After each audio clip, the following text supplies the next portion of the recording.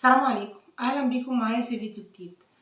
بصوا، احنا مش هنقول تجربتي مع سورة البقرة لان القرآن ما بيتجربش. احنا هنقول فضل سورة البقرة. تمام. عايزة احكي لكم عن تجربتي الشخصية وبرضو عن تجارب ناس تانية كتير، وتابعوا الفيديو وان شاء الله باذن الله تخرجوا مستفيدين منه ولو باي حاجة بسيطة. تجربة فضل سورة البقرة عليا، معلش، فضل سورة البقرة عليا لأن زي ما اتفقنا إن القرآن مش بيتجرب. بصوا يا جماعة، إنك تقري سورة البقرة يوميا لمدة كذا يوم وتدعي ربنا بتحقيق هدف في دماغك أو حاجة نفسك فيها.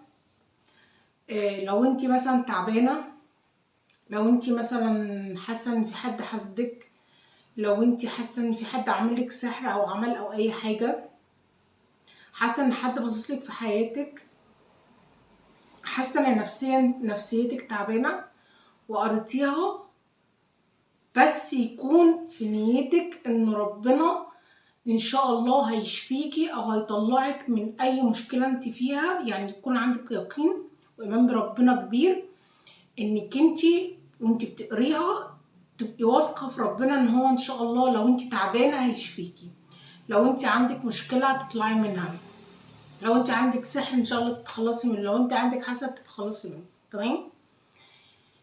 بتقراي سوره البقره دي، بعد ما تخلصي سوره البقره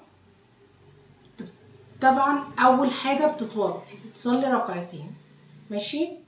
انا لو حبيت بقراها بالليل بصراحه لما بنتي بتنام عشان اعرف اركز في الكلام واقرا براحتي. تتوضي، تصلي ركعتين لله، بعد كده بتبتدي تمسكي المصحف وتقري سورة البقرة، تركزي في كل كلمة بتقوليها، مش تقري وخلاص. بعد ما بتخلصي بتبتدي طبعا تدعي ربنا بالحاجة اللي انت نفسك فيها، مكررها مرة واتنين وتلاتة.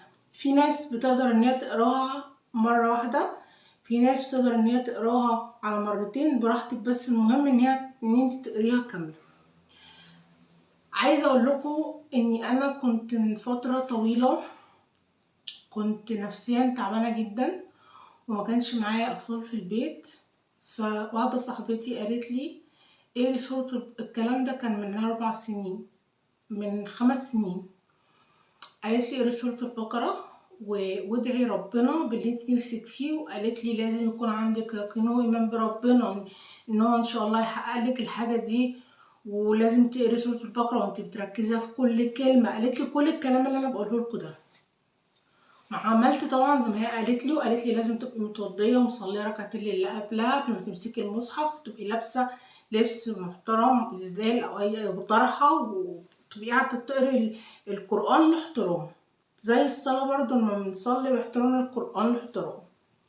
عملت زي ما هي قالت لي، وبعدها بفتره الحمد لله من 5 سنين، انا بنتي عندها 5 سنين دلوقتي، ربنا رزقني ببنوته، لقيت نفسي حامل بعد حوالي 12 سنة أو 11 سنة،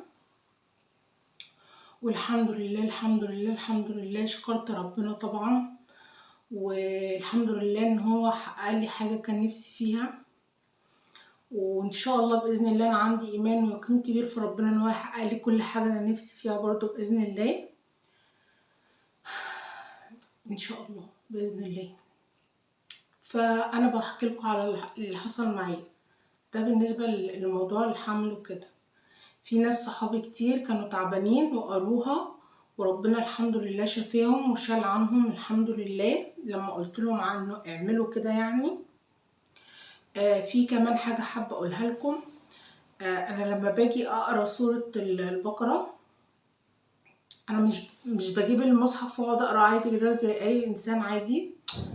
انا جسمي بيقعد يترعش، جسمي بيقعد يتنفض، بحس بضيق تنفس، الدموع بقى من عيني، بقعد اتوب كتير جدا بطريقه فظيعه مع اني مبقاش عايزه انام.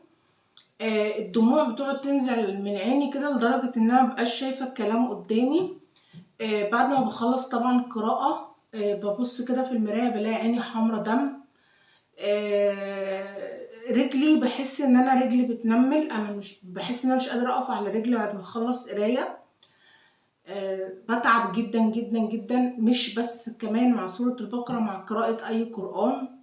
ولما بقرأ سورة البقرة بتعب جدا جدا جدا، وده يأكد لي ويأكد لكم إن أنا في حاجة مش طبيعية. ممكن يكون في سحر، ممكن يكون في حسد زي ما احنا عارفين. أنا جسمي في حاجة مش طبيعية، أصل ما فيش إنسان طبيعي هيقعد يقرأ القرآن ويحصل له اللي بيحصل لي. أنا بحس إن أنا هيجرالي حاجة، بحس ان انا هفقد الوعي، بحس ان انا مثلا جسمي بيترعش، في حاجه هتحصل لي، بحس ان انا مش قادره ادوس على رجلي، في حاجات غريبه بتقعد تحصل. تمام، ده بياكد لي زي ما قلت لكم ان انا فيها حاجه. بس برضه بفضل اضغط على نفسي، اضغط على نفسي، وبرضه ما بسيبش المصحف من ايدي لحد ما ربنا بيقدرني ان انا اقدر اقرا القران ده، اقرا سوره البقره اللي انا ببقى عايزه اقراها. بصوا انا بتكلم بالعافيه عشان انا عندي حساسيه الايام دي، الجو وحش ومعلش استحملوني. فعايزه اقول لكم حاجه كمان، انا لما باجي اصلي برضو، لما باجي اصلي اول ما ببتدي صلاه برضو بحس ان في حاجه بتكتم كده على صدري وبحس ان انا مش قادره اتنفس، وبقعد انهج انهج انهج، وبحس اذا يكون حد بيجري ورايا، وبحس ان رجلي مش شايلاني وانا واقفه اصلي، وده برضو اكيد في حاجه مش طبيعيه. بس برضو الواحد بيصلي، لازم اصلي غصب عني، لازم اصلي، وربنا بيقدر الواحد، بس برضو ده ياكد لي ان انا فيها حاجه مش طبيعيه. سحر، حسد بقى، الله اعلم بقى باللي فيا. كنت كده زمان؟ لا، ما كنتش كده زمان. كنت زمان عادي جدا، شخص طبيعي جدا، اقرا قران عادي جدا، اصلي عادي جدا، ما كانش بيحصل لي الكلام ده بصراحه. الكلام ده لسه حاصل معايا بقالي حوالي 8 سنين مثلا او حاجه زي كده، 9 سنين تقريبا، مش فاكره يعني، حوالي 10 سنين 9 سنين، والله ما فاكره، بس هو يعني بقاله فتره الموضوع ده معايا. عايزه اقول لكم كمان ان فضل سورة البقرة عظيم. ابحثوا عنها وشوفوا.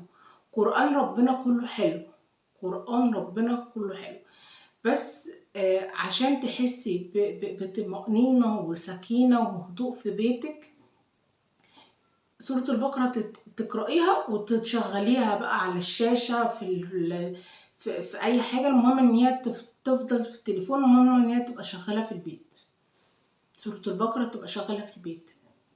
عايزه اقول لكم فعلا ان في ناس صحابي انا قلت لهم اعملوا كده يعني كده، وعملوا فعلا، والحمد لله جابت معاهم نتيجه كويسه جدا.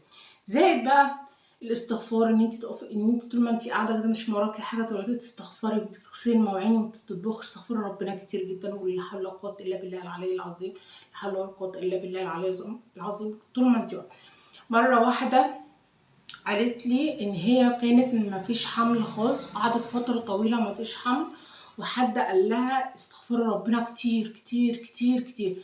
بتقول لي كنت بستغفر ربنا في اليوم يجي 1000 مره و2000 مره، الحمد لله ربنا كرمها، والحمد لله حملت وخلفت. انا ليه بقول لكم او بصور لكم الفيديو ده؟ بصور لكم الفيديو ده لان بقول لكم بجد فضل سوره البقره عظيم يا جماعه، والله العظيم عظيم. سحر، حسد بقى، تعب، ضيقه، مشاكل، مش اقريها واعملي زي ما انا قلت لك، وربنا باذن الله هيقف جنبك وهيطلعك من اي مشكله، وهيشفيكي من اي تعب انت فيه باذن الله. ممكن اكون قدرت اوصل لكم يعني المعلومه وتكونوا فاهميني، وممكن يكونوا ناس مش فاهميني، بس انا اتمنى باذن الله ان انتوا تكونوا فهمتوا انا عايزه اوصل لكم ايه. اسفه ان انا مش قادره اتكلم، لان بجد والله الحساسيه بتاعت اللي هو تغيير الفصول ده، داخلين من الصيف على الشتاء ده، انتوا عارفين يعني. ربنا يشفي كل مريض باذن الله، ويحقق لكل حد اللي نفسنا فيه، وكل واحده بقى نفسها تروح تعمل عمره، يا رب تروح تعمل عمره او تحج، تعمل عمره حتى، يا رب باذن الله. كل يعني كل واحده نفسها تبقى ربنا يرزقك بطفل واثنين وثلاثه، طفل يكون سليم وعافى باذن الله، وربنا يحقق لنا كل اللي نفسنا فيه ويشفينا ويعافينا جميعا يا رب. اشوفكم في فيديو جديد ان شاء الله، والسلام عليكم.